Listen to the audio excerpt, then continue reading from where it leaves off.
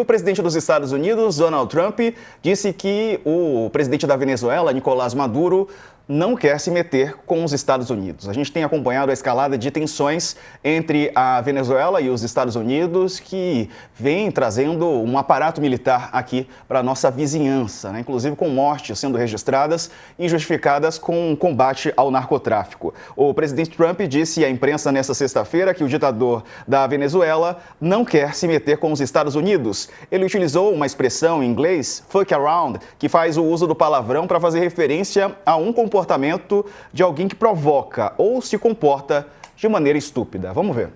It has been reported that Maduro offered everything in his country, all the natural resources. He even recorded a message to you in English recently, offering mediation. What should we do in order to stop that? He has offered everything. He's offered everything. You're right. You know why? Because he doesn't want to fuck around with the United States. Comigo, para essa sexta-feira, vamos estar juntos, Leonardo Sakamoto, Daniela Lima e Carla Araújo. Boa tarde aos três, bem-vindos. E aí, Sakamoto, o Maduro não quer se meter com os Estados Unidos? Uma boa tarde. Boa tarde para o Diego, boa tarde para a Dani, boa tarde para a Carla, boa tarde para todo mundo que acompanha a gente no All News nessa sexta-feira. Pelo amor de Deus, ainda bem que você chegou. Pelo amor de Deus, eu vou descansar nesse final de semana. Você estava de plantão semana passada, né? Eu estava, a Carla também estava, né? A gente está contando o tempo para poder É aquela sexta-feira que só o que restou, né? Tá aqui. Só o pó da rabiola, né? Não que foi, é aquela coisa, né? Tipo, notícia demais, é legal, mas cansa. Então, é claro que o Maduro não quer se meter com os Estados Unidos, né? A gente sabe, a própria força militar da Venezuela não é páreo para os Estados Unidos.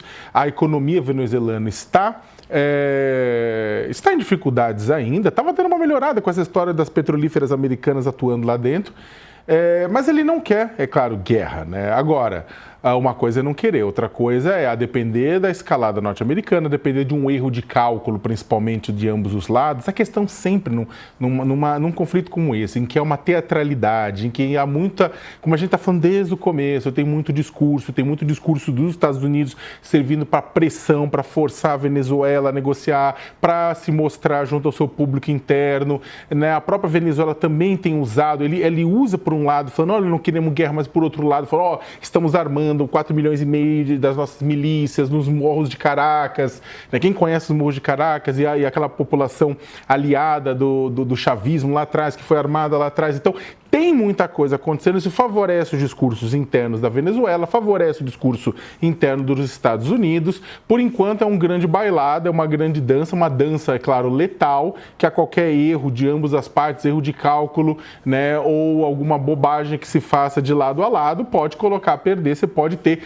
ataque, você pode ter o início de um conflito que não interessa para ninguém, não interessa para a Venezuela, principalmente, né? Para tentar tirar o governo Maduro pela porrada, primeiro que não é uma boa ideia.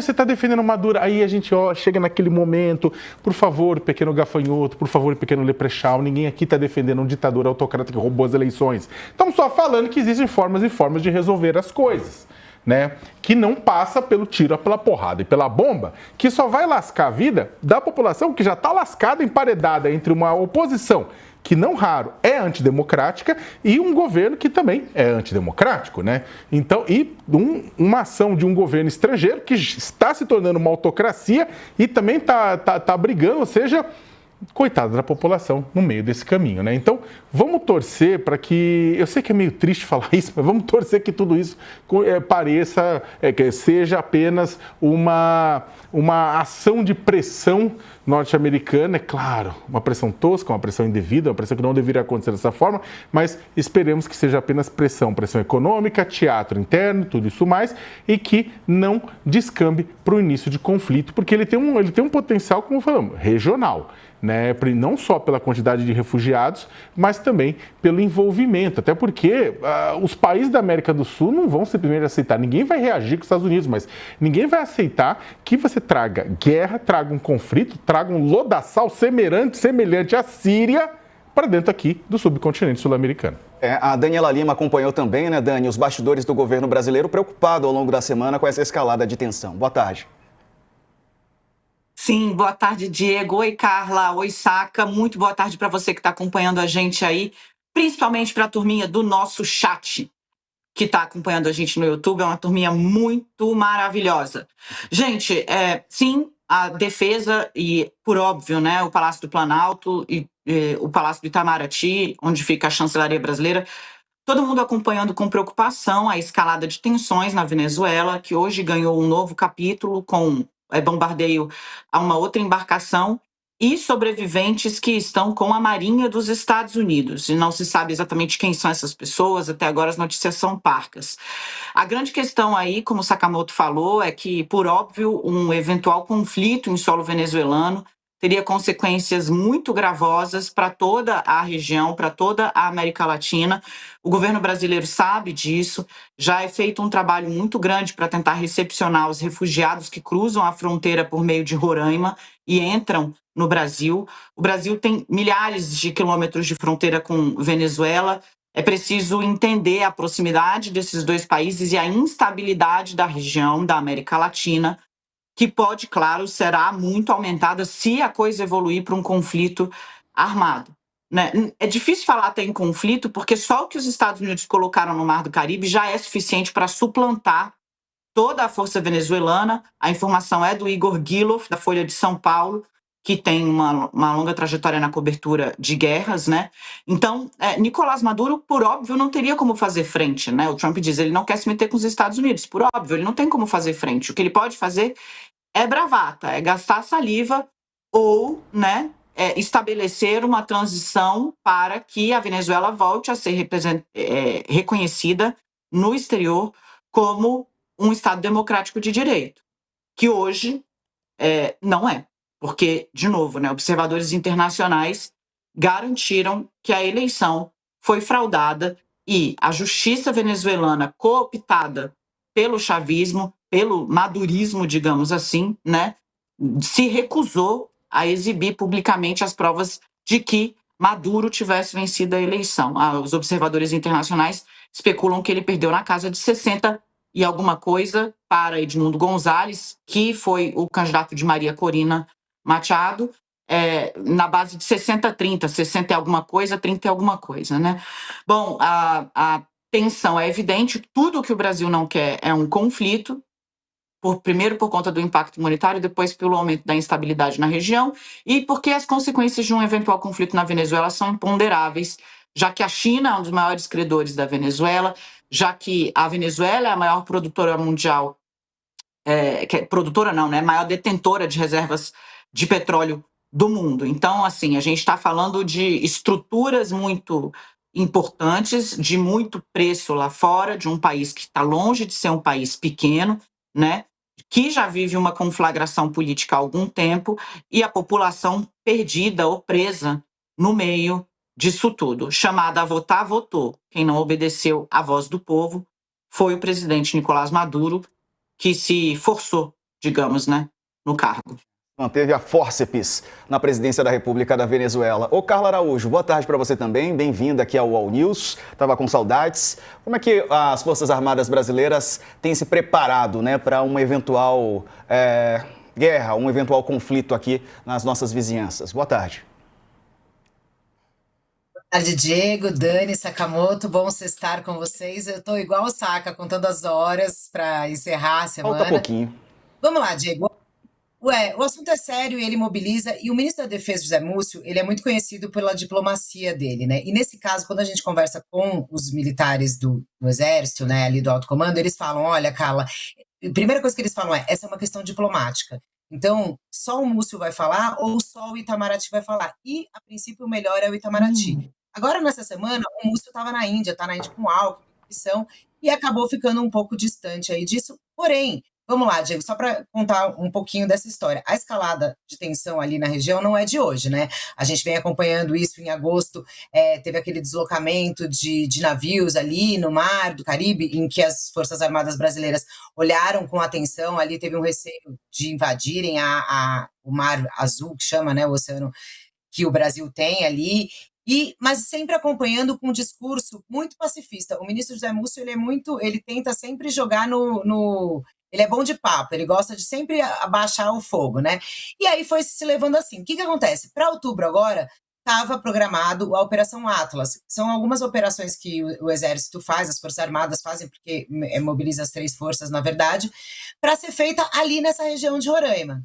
Bem nessa época já, né, começando esse acirramento, começou a se cogitar, olha, será que o exército não vai, não fica, não leva mais homens para a fronteira? E o que o exército dizia? Não, a gente vai cumprir o cronograma inicial do programa. E assim está sendo feito e hoje se encerra, Diego, coincidentemente hoje, no fim dessa semana, se encerra a terceira fase dessa Operação Atlas e entra na quarta fase, que é o retorno das tropas às suas origens. São tropas do Brasil inteiro que se deslocam para a atividade dessa operação.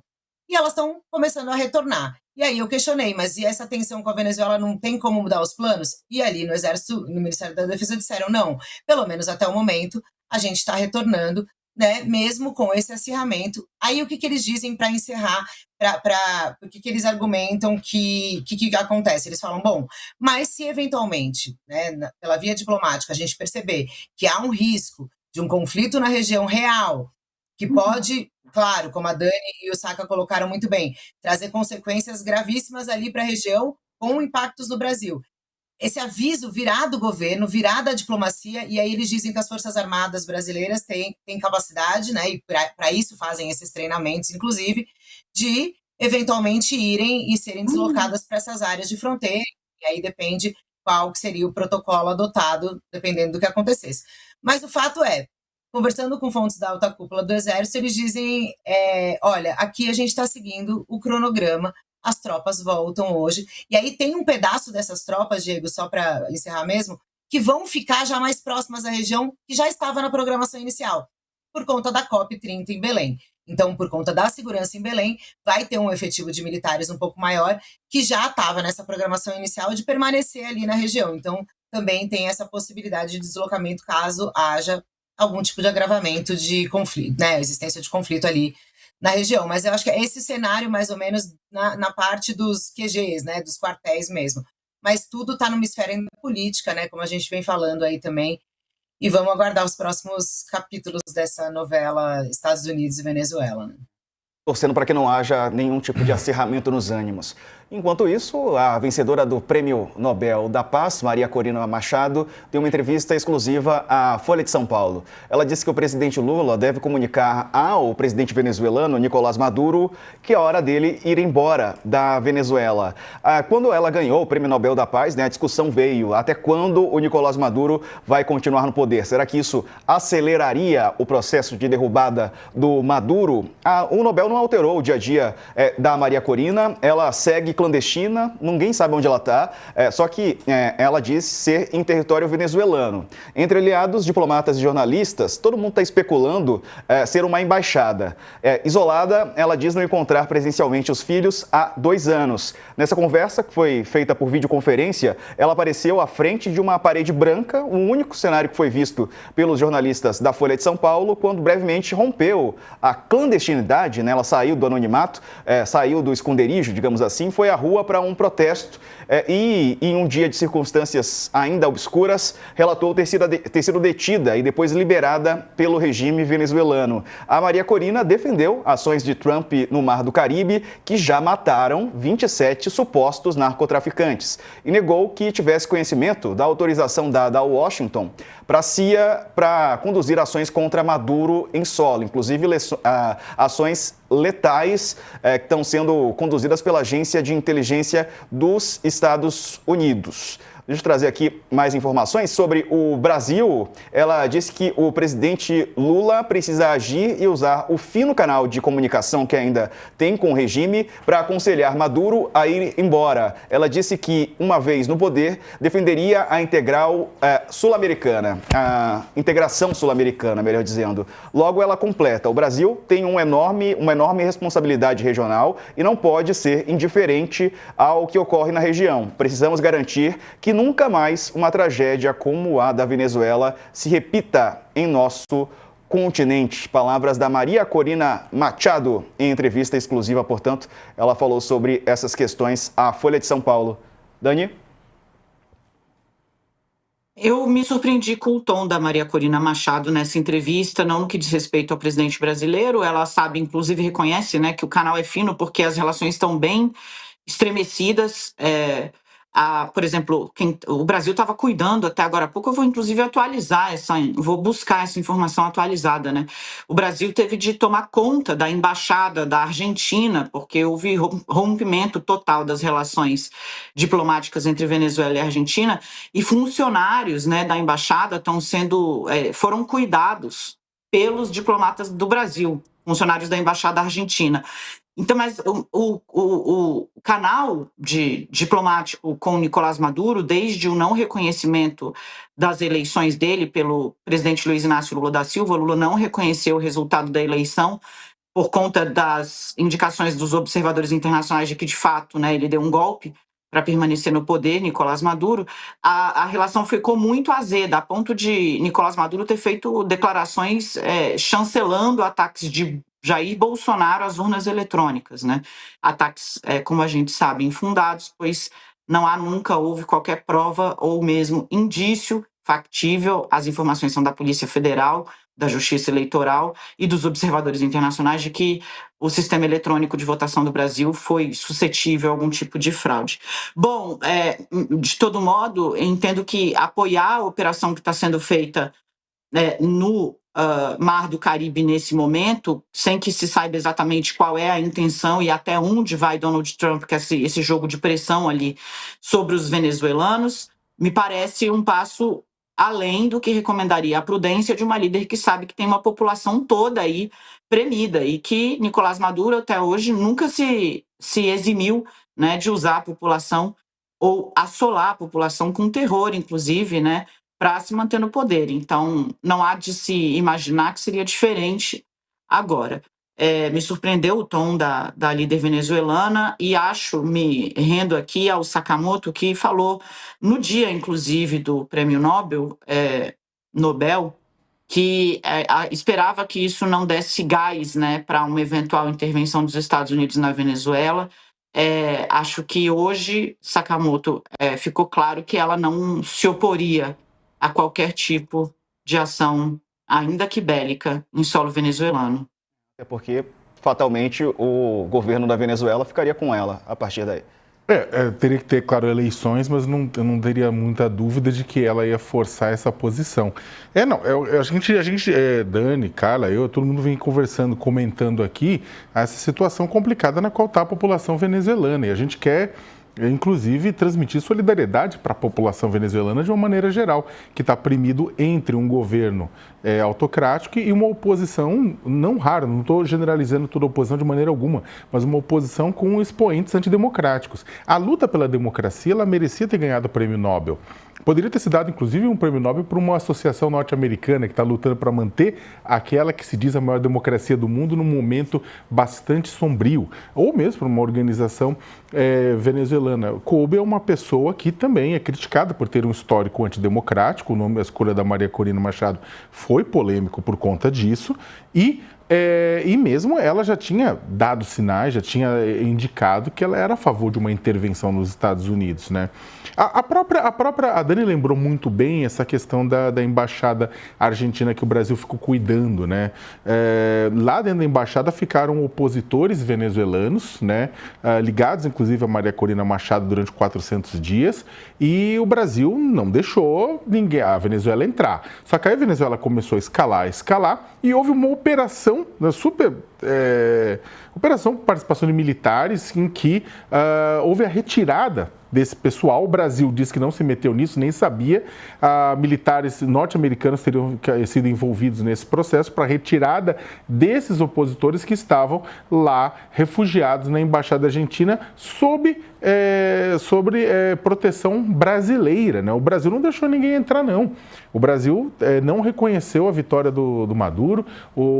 Como bem lembrou também a Dani, a própria Maria Corina Machado tinha elogiado o Brasil porque o Brasil não tinha exigido do Maduro as atas de eleição. Então, fica parecendo mais que essa declaração dela, e eu não estou dizendo que o Lula já não fez bobagens com relação ao Maduro, legitimou Maduro numa série de situações, e a gente já fez essa crítica aqui várias vezes. Mas neste caso específico, o Brasil foi muito cuidadoso. E o Brasil tentou agir, o Brasil criou um grupo junto com o México, Colômbia, para tentar articular o que? Uma saída democrática e pacífica para o impasse eleitoral. O Brasil fez isso. O próprio Estados Unidos, na época do governo Biden, também ele deu espaço para o Brasil agir, porque o Brasil é o líder aqui do subcontinente, tentou agir, tentou articular para tentar conseguir uma solução. Tipo, não foi possível, né? E aí o que acontece é que no meio disso desandou todas as negociações, mas o Brasil fez. Então, simplesmente citar, o Lula deveria falar isso, ainda mais vindo de alguém que sabe, que acompanha, é mais uma declaração política, né? Fica parecendo mais uma declaração política para chuchar o Brasil nesse sentido, do que efetivamente alguma coisa para gerar uma solução. Eu não vejo, sinceramente, possibilidade de sucesso no curto prazo a qualquer tipo de intervenção militar no continente sul-americano. Primeiro, pela própria natureza disso. Falar em voz alta isso já é agressivo. Intervenção de uma potência estrangeira no continente sul-americano. Falar isso em voz alta já é assustador, na verdade, né? A gente brigou durante muito tempo, inclusive, para não ter base dos Estados Unidos no continente sul-americano, exatamente para evitar esse tipo de facilidade de intervenção, né? Então, ainda acredito no diálogo, na discussão, na alternativa, no Maduro entregar anel para não entregar dedo. Vamos ver o que vai acontecer. Será que você está sendo otimista nessa sexta-feira? Não estou sendo otimista, estou só falando que para os Estados Unidos também é um peso se ele for entrar num lodaçal militar aqui na América do Sul, sabe? Por mais primeiro que é o seguinte, não é fácil você vencer a Venezuela, vencer os chavistas, os seguidores de Maduro na selva amazônica venezuelana, ou mesmo na periferia de Caracas, sabe? Existe, o que vai acontecer é uma guerra de guerrilha. Você pode bombardear a Força Aérea venezuelana, mas depois você vai ter uma guerra de guerrilha de um pessoal armado extremamente competente. Então, não é fácil. E aí que tá. A menos que o pessoal queira ver mais um derramamento de sangue, mais um banho de sangue, mais ondas de refugiados, então, eu acho que é um lodaçal que o público norte-americano também não vai querer entrar. Sabe? Tipo, o pessoal fala, é mais rápido para fazer ação militar e para recarregar suprimentos dos Estados Unidos para a Venezuela, mas também é muito mais fácil você ter ações milicianas, pequenas ações terroristas de dissidência, de pessoas que estão lutando lá nos Estados Unidos, é mais próximo, inclusive. Então, a situação não é fácil. Não é.